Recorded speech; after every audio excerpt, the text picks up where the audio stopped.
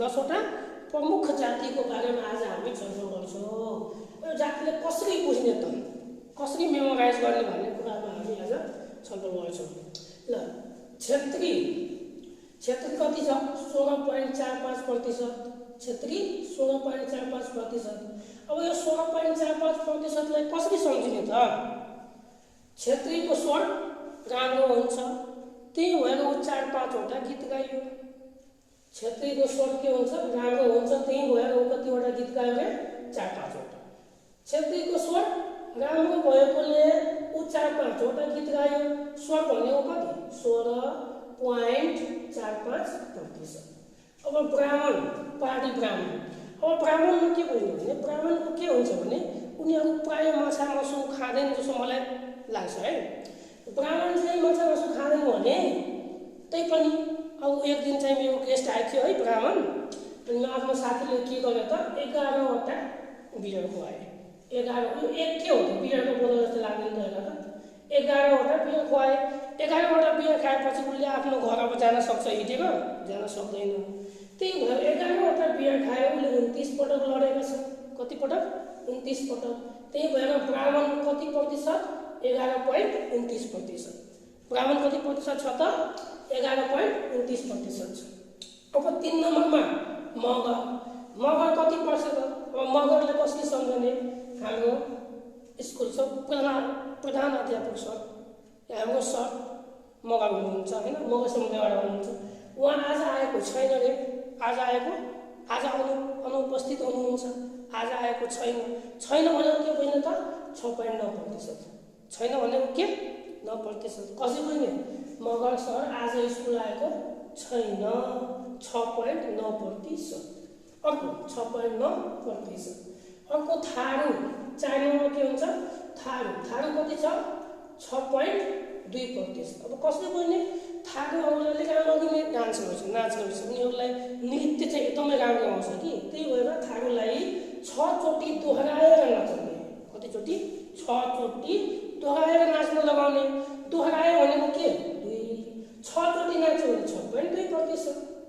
अब 5 नम्बरमा तामाङ कति सजिलो? 5.6%। तामाङ कति नम्बरमा पर्छ? 1 2 3 4 5। 5 नम्बरमा पर्छ। तामाङ 5 नम्बरमा पर्छ। त्यही भएर 5 माथि के छ? 6.2 छैन त 5.62%। तामाङ कति प्रतिशत छ त? 5.62%। अब 6 नम्बरमा विश्वकर्मा कसले विश्वकर्मालाई सम्झने? विश्वकर्माबाट विश्वमा सम्झिने। विश्वमा कतिवटा महासागर छ? विश्वमा कतिवटा महासागर छ? 5वटा महासागर छ, जसमध्ये एउटाको काम छैन। विश्वमा 5वटा महासागर छ, जसमध्ये एउटाको काम छैन भने एउटा काम छैन भने कतिवटा बच्यो? 4वटा। त्यही भएर विश्वमा भनेको विश्वकर्मा 5.04% छ। कसरी बुझ्ने? विश्वमा 5वटा महासागर छ, त्यही भएर 5% पोइन्ट एउटाको काम छैन। 4वटाको काम छ भने 5.04% हामीले बुझ्छौँ। त विश्वमा कति प्रतिशत छ? 5.04% छ। अब 7 नम्बरमा मुसलमान कति सजिलो है मुसलमानको? 4.86%। 4.86%। अब 4.86%लाई कसरी सम्झिने? मुसलमानहरू 4 पटक अप्ठ्यारोमा परेछ। कति पटक? 4 पटक। मुसलमानहरू कति पटक अप्ठ्यारोमा परेको छ त? 4 पटक अप्ठ्यारोमा परेको छ। अब 4 पटक अप्ठ्यारो भनेको के? 4 पटक भनेको 4 पोइन्ट अप्ठ्यारो, भनेको 8, अप्ठ्यारोमा परेछ 6 भनेको 6, त 4.86%। मुसलमानहरू 4 पटक अप्ठ्यारोमा परेछ, त 4 पोइन्ट अप्ठ्यारो भनेको 8 परेछ 6 भनेको 6, त मुसलमानहरू 4.86% छ। अब नेवार कति छ त? 4.6%। नेवारलाई कसले सम्झने? नेवार चारैतिर छ। नेवार पूर्वमा पनि छ, पश्चिममा पनि छ, दक्षिणमा पनि छ, उत्तरमा पनि छ, यानी कि चारैतिर छ। अब नेवार चारैतिर छ भने 4.6%। कति सजिलो। अर्को अब 9 नम्बरमा यादव म स्वयं हो, मेरो नाम ईश्वर यादव।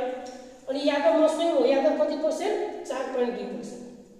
अब 4.2.1%ले हामी कसरी सम्झिने? 4 को आधी 2, 2 को आधी 1, आधी गर्दै जाने क्या। 4 को आधी 2, 2 को आधी 1 हैन। Half of 4 is equal to 2 को हाफ कति 1, त 4.21% यादव छन्। अब अर्को राई कति प्रतिशत छ त? अब राईमा कतिवटा अक्षर छ हेर्नु त। राका रा अनि ई। राईमा 2वटा अक्षर छ, त्यही भएर 2.2%। राईमा 2वटा अक्षर छ, त्यही भएर 2.2%। यसरी हामी चाहिँ के गर्न सकिन्छौँ? नेपालमा भएका प्रमुख 10वटा जातिलाई सम्झन सकिन्छ। एकचोटि फेरि हामी रिभिजन गरिरहेछौँ। छेप्राम थाता है, सूत्र सबैले थाहा छ नि त। छेप्राम थाता बिमुने यारा, छेप्राम थाता बिमुने यारा। छे भनेको क्षेत्री, क्षेत्री 16.4% किन?